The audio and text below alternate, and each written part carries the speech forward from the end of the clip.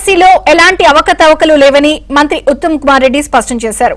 దీనిపై చర్చకు సైతం సిద్దమన్నారు. మంత్రి సవాలు స్వీకరించిన బీజేపీ నేత మహేశ్వర్ రెడ్డి ఆదివారం అసెంబ్లీ మీడియా పాయింట్ లో మీడియా ముందుకు రావాలన్నారు. ఇది ఈ ఇండస్ట్రియల్ పాలసీ మీద ఏదైతే బీఆర్ఎస్ పార్టీ వాళ్ళు బీజేపీ వాళ్ళు కూడా పూర్తిగా ఒక అసత్య ప్రచారం చేస్తున్నారు.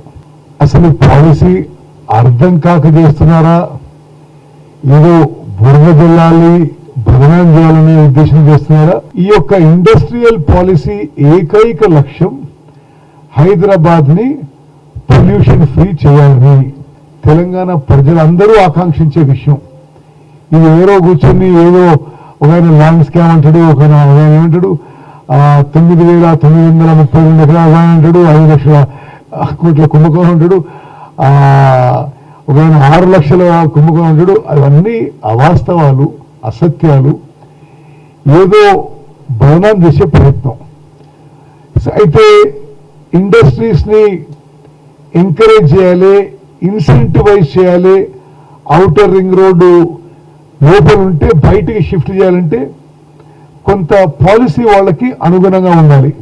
దాంట్లో కుంభకోణానికి ఆస్కారం ఎక్కడుంది? Where is the possibility of scam? Bharatiya Janata పార్టీకి అవగాహన లేదన్న నేను వెంటనే అక్కడి నుంచి రెస్పాండ్ అయ్యి చెప్పాను. నేను పూర్తి అవగాహనతోటి పూర్తి ఆధారాలతో వస్తాను. రేపు ఉదయం 11 గంటలకు అసెంబ్లీ మీడియా పాయింట్ దగ్గర వచ్చి కూర్చుంటాను.